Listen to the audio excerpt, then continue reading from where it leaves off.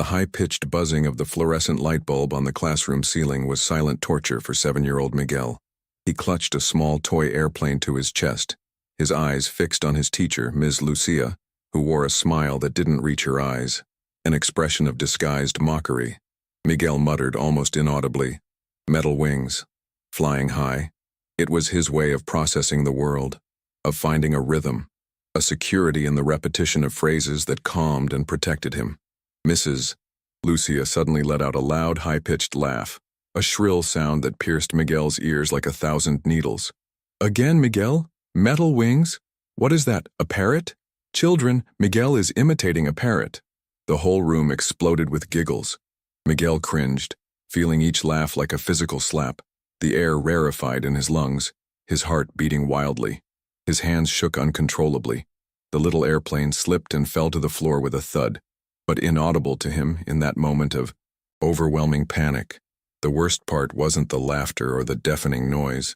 It was the look on Ms. Lucia's face, who wasn't laughing with the class, but at him, a look of cold contempt, a cruel superiority that froze the child's soul. Miguel felt the floor disappear beneath his feet, his mouth dry. "Parrot," whispered a classmate, the word becoming a cruel sentence. How could this be? Would a teacher do this to a child? The night at home was a silent battlefield for Elisa, Miguel's mother. He was more agitated than ever, rocking his body incessantly, repeating the phrases, "metal wings" and "fly high," "blue sky," repeated with almost desperate frequency. Elisa felt her heart tighten, a suffocating mixture of exhaustion and overwhelming guilt consuming her. She vented to her sister Marina on the phone.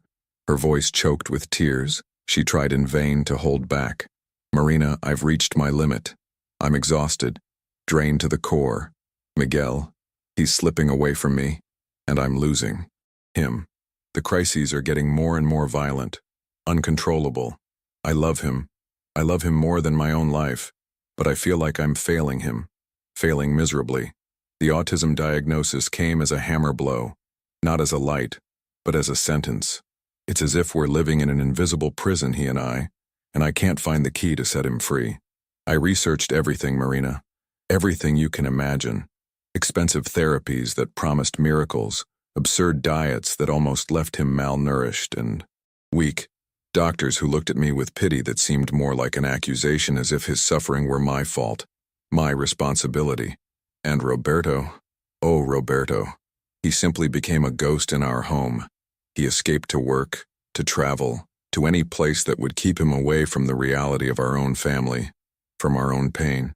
He says that this isn't what he signed up for when he got married, that this wasn't the future he dreamed of for himself, as if Miguel were a manufacturing defect, a mistake, that needs to be hidden, corrected at any cost. I see the looks on the street, Marina, the cutting whispers when he has a meltdown in public. How rude. His parents don't set any boundaries for that child. No one, absolutely no one, seems to understand that his mind works differently, that the world, with its intense sounds and lights, hurts him deeply. I feel judged, humiliated, completely alone in this bloody daily battle. I've tried everything, Marina. I swear I have. I tried to follow the advice on the internet, the miracle methods of therapists who only wanted my money and my despair. But he gets worse. He hurts himself, bangs his head against the wall. It's as if every attempt I make to normalize him pushes him further away from me, from us, from himself. And school? They've already warned me that he doesn't fit in, that he's harming the other children, as if a child could harm another just for being different, for existing. My chest hurts in a way I can't even describe. I just want to protect him from this cruel and incomprehensible world. But it seems that I am the first to hurt him with my own desperate choices. I just want a minute of peace, a compass, a light at the end of this dark tunnel with no way out. I'm drowning, Marina. And Miguel, my little Miguel, is drowning with me, and I don't know how to save him from this cruelty that comes from all sides. The tears, previously held back, now flowed freely, wetting Elisa's blouse, while Marina, on the other end of the line, felt her sister's excruciating pain. Helpless. In the height of her despair, Elisa clung to every false promise like a shipwrecked person clinging to a piece of wood. The first light came from João's mother, one of Miguel's classmates who presented herself as an expert in autism, always with a forced smile and a look of superiority in her eyes. "Elisa, your teacher is ignorant. You need to take Miguel out of there and enroll him in Escola Brillante. They have a method that promises to integrate autistic children. My João, who also had some quirks, became a different child, believe me." Elisa, hungry for any sign of hope, visited the school. The walls were colorful, the teachers seemed cheerful, and the principal, Mrs. Gloria, promised a paradise of inclusion, a place where Miguel would finally be understood and accepted. The tuition was astronomical, an amount that seemed unreal for their finances. But Elisa and Roberto, who reluctantly, still, had a glimmer of hope, invested every penny they had saved, even selling family jewelry to give Miguel the best that money could buy, under the illusion that their son's happiness had a price. The brilliant school proved to be an abyss of disappointment and frustration. The integration method consisted of confining Miguel to a separate room for most of the day, with a single assistant who, in reality, spent more time on the phone than interacting with him, ignoring him.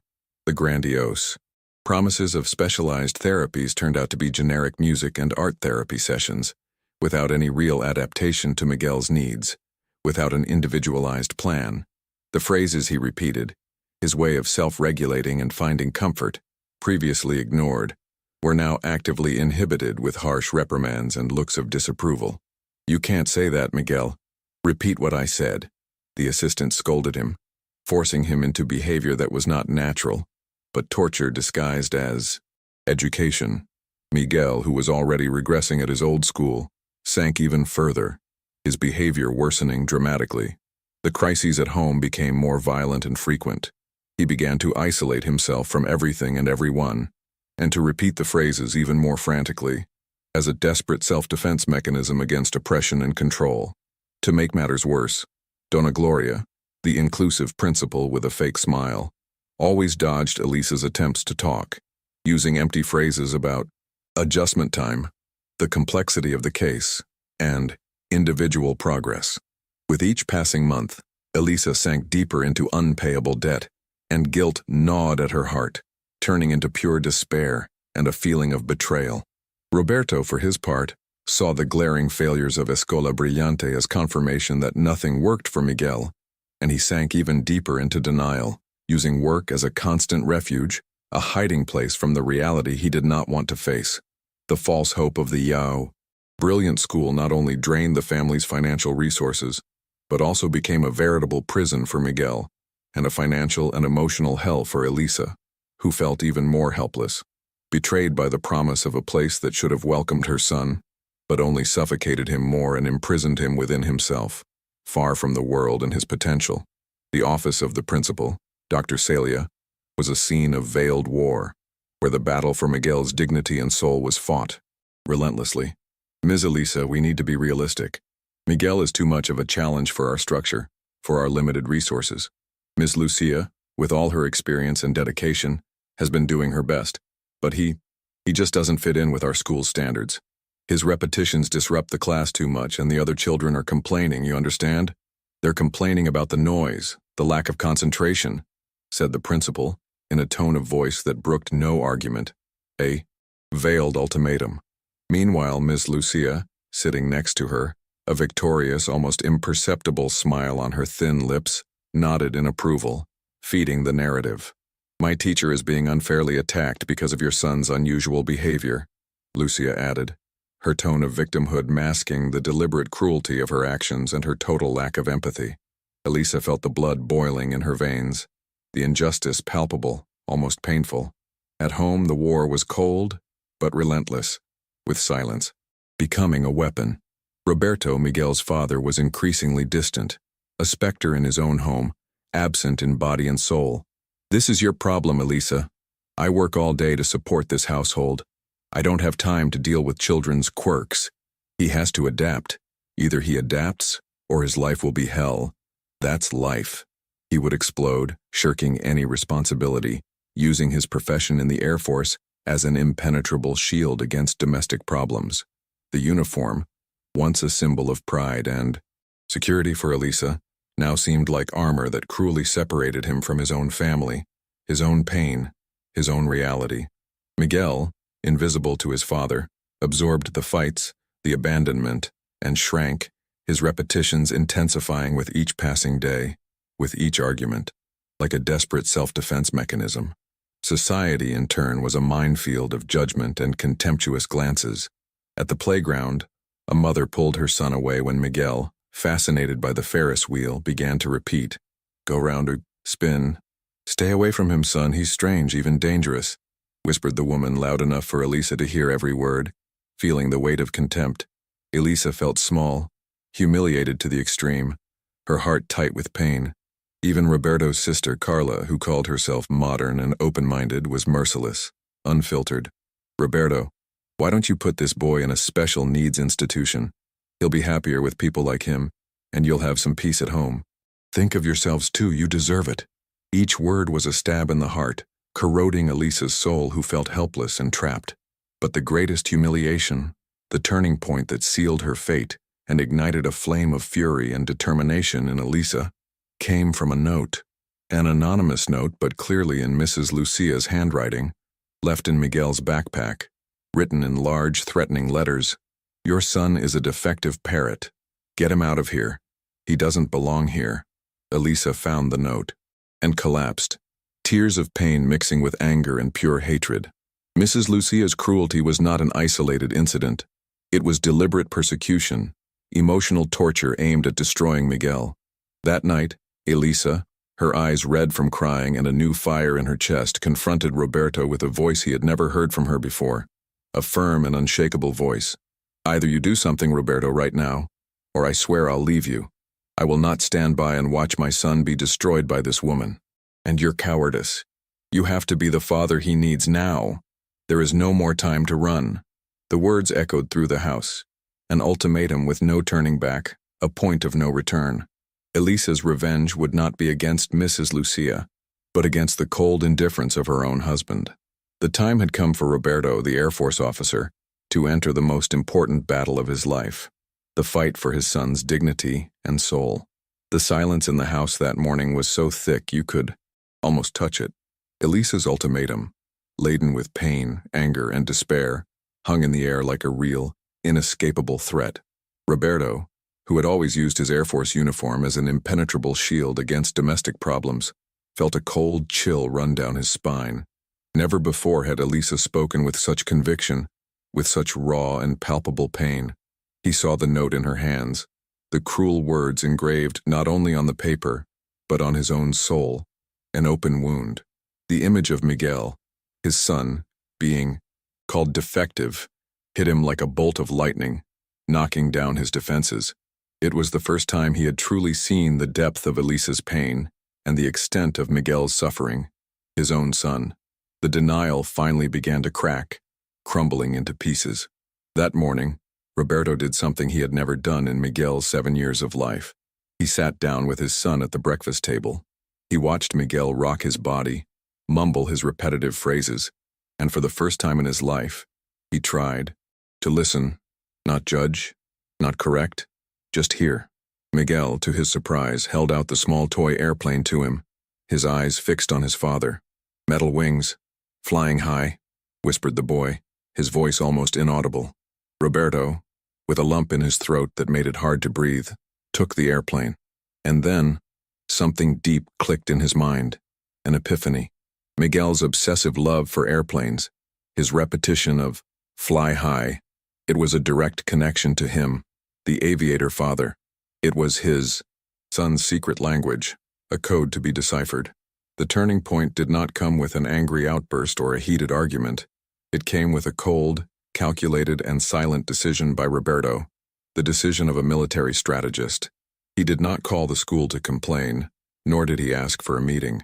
He planned something much more impactful, something that would hit Mrs. Lucia and Principal Dr. Celia where it hurt the most, their image, reputation, and power. The next morning, a normal school day, Roberto's official car with its shiny Air Force insignia pulled up in front of the school. He got out, imposing, wearing his impeccable Air Force dress uniform, with all his medals and decorations shining in the morning sun. a sight that radiated authority. It was not a day for events or military ceremonies. It was a normal school day. He made no fuss, shouted no, drew no unnecessary attention to himself.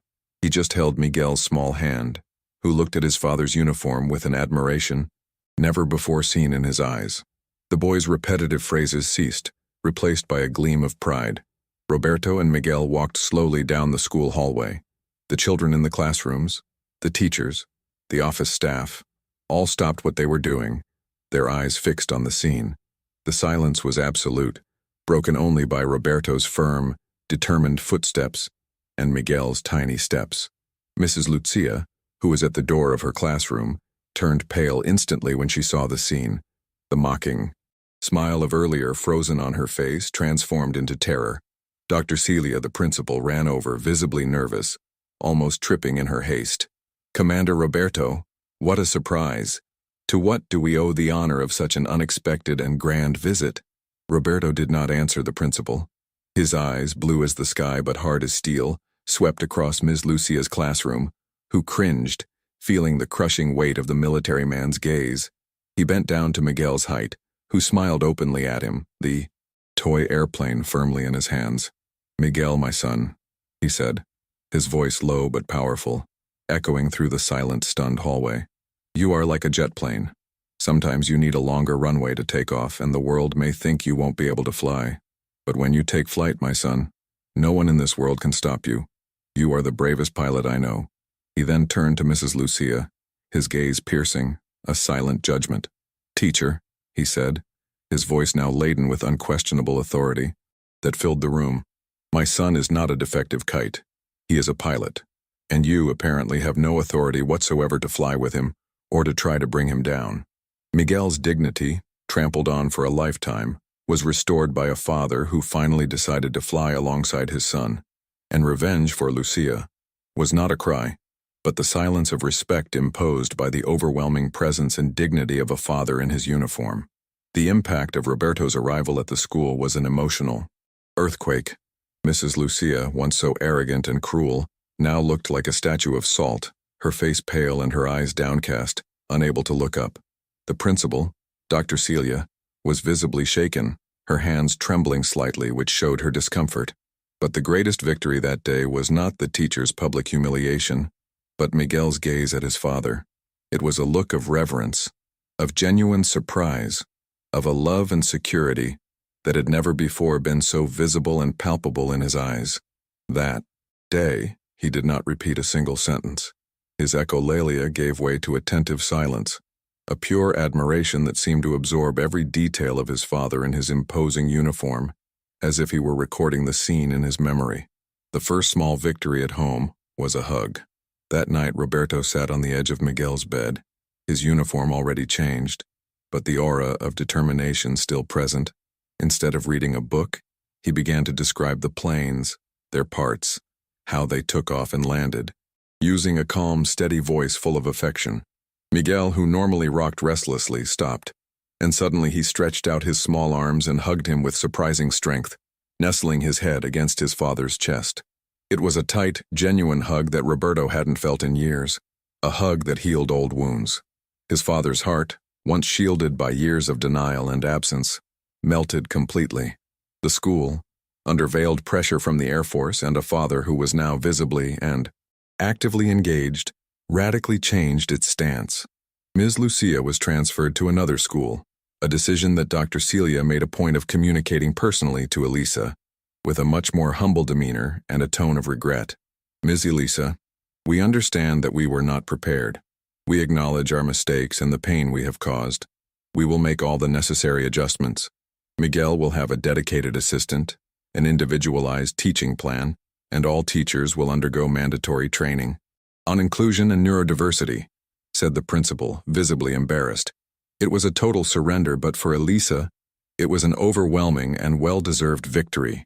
Miguel's voice, once muffled and ignored, was finally being heard and respected, and his dignity restored.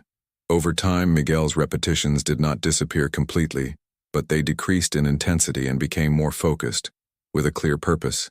He still said, "Metal wings, flying high," but now, often, It was to Roberto, with a twinkle of complicity in his eyes, like an invitation to the world of aviation they were beginning to build together, a bond that united them. Small new phrases emerged, uttered with effort but with surprising clarity. Dad, airplane, mine, and Roberto, who had previously shunned his son's quirks and seen them as a burden, now encouraged them, using Miguel's interest in aviation as a solid bridge to his world, a path of communication and affection. That Air Force uniform not only put a teacher in her place, it opened up a new horizon for a father who finally understood that his greatest purpose was not to fly in distant skies, but to fly alongside his son, at whatever altitude would bring him happiness and complete acceptance. The scene at the school, with Roberto in his dress uniform, was not just a display of power to humiliate the teacher. It was a silent cry of love and protection that echoed in everyone's soul, but especially in Roberto's. He, the disciplined military man, the steady-handed aviator but often emotionally distant, realized that true courage was not facing enemies in combat, but to fight for the dignity of his own son, to defend his purest and most vulnerable essence. That day was the first time he saw Miguel not as a problem to be fixed, a flaw to be hidden, but as his son, an inseparable part of himself that needed to be defended and understood above all else. His uniform, once an impenetrable shield that distanced him from Miguel's painful reality, became the symbol of his new and most important mission in life. He, the aviator, began to dive headfirst into the universe of autism. He started studying books and scientific articles, talked for hours with Elisa, and finally became actively involved in Miguel's therapies, accompanying him and participating. He began to see his son's quirks not as flaws to be corrected, but as peculiarities of a complex, fascinating, and absolutely unique universe. The repeated phrases, once a source of shame and embarrassment, were now like precious codes, vital clues to understanding Miguel's inner world, a language to be deciphered and valued. Elisa, in turn, experienced an indescribable liberation. The guilt that had eaten away at her for years diminished dramatically, replaced by deep gratitude and overwhelming relief at seeing Roberto transform, at finally seeing him present. She saw the man she loved, the father of her son, finally become the safe haven Miguel needed, and the strong and present partner she so longed for and deserved. Society's prejudice, although it persisted in some corners, was now confronted by an unbreakable armor, family unity, and a powerful and fearless voice to face judgmental glances and ignorance. Dr. Celia, the principal who had once been Mrs. Lucia's staunch defender, was forced into a deep and painful reflection, a true reevaluation of her values. She realized that her experience and methods were empty and flawed in the face of a child's crushed dignity. The school underwent a drastic restructuring, with mandatory and intensive training for all teachers, and a real and genuine focus on inclusion and respect for neurodiversity. Roberto and Elisa's revenge was not about destroying Mrs. Lucia physically or professionally, but about rebuilding Miguel's life, restoring his dignity, and forever transforming the environment that had suffocated him. They accepted that life with Miguel's autism would be challenging, but that unconditional love, understanding, and acceptance were the most powerful weapons they could possess. Miguel, the defective parrot, became the true pilot who taught his parents to fly higher than they ever imagined, toward full acceptance. Life in Miguel's home did not magically transform into a problem-free fairy tale. The challenges inherent in autism persisted, and the journey was still long, full of new obstacles. But the family had found something much more valuable than a cure. They had discovered the brutal truth of reality and the unshakable strength of their own unity. Roberto, the aviator who once flew high in the blue skies, now flew even higher, accompanying his son through the complex and fascinating labyrinths of his private universe, with a new purpose. The uniform, once just a uniform representing his profession, became a tangible symbol of the courage of a father who refused to see his son diminished or silenced, of a father who finally understood his true role. Elisa, with her heart finally at peace and a new purpose, saw in Miguel's every small achievement, in every understanding glance, in every babbling airplane, living proof that true love and patience or the greatest superpowers that could exist, capable of moving mountains. The school, once a place of pain and exclusion, became a space for learning, inclusion, and acceptance, not only for Miguel, but for all the students and teachers who witnessed the turnaround and were touched by the transformation. Mrs. Lucia, in her new song of regret and remorse, was a constant reminder that prejudice and ignorance can be disarmed and even crushed by the unwavering dignity and unconditional love of a family. Miguel, the boy who repeated phrases, taught everyone that communication transcends spoken words, that true intelligence lies in the ability to listen with the heart, and that inclusion is not a favor granted, but a fundamental and universal right. They understood that life with autism is a continuous journey, an adventure, not a final destination or a sentence, and that each day is a new opportunity to fly higher, together, toward a future of full acceptance and unconditional love. Not every voice needs words to be heard. Sometimes the greatest cry of strength lies in the silence of a glance, in the repetition of a phrase that calms the soul, or in the uniform of a father who decides that his son is worth every battle, every flight. Because true love does not silence those who are different. It amplifies every sound, every gesture, every quirk that makes life unique, complete, and richer. If the story of Miguel and his family touched your heart, if you felt the pain of a mother, the fury and redemption of a father, and the incredible turnaround of this journey, then this message is for you. Don't let this powerful story end here, in your mind. Leave your comment and share your thoughts. What did this story awaken in you? What lesson do you take away for your life? Share this story with someone who needs to hear this truth, this message of hope and courage today. And if you want to continue to be inspired by stories that transform and remind us of the power of acceptance, sign up and join us in building a world where every child, regardless of how their flight manifests itself, is seen, valued, celebrated, and above all, understood. Your voice, your engagement, your empathy can change the world around us, one heart at a time. Let's fly together, higher than ever.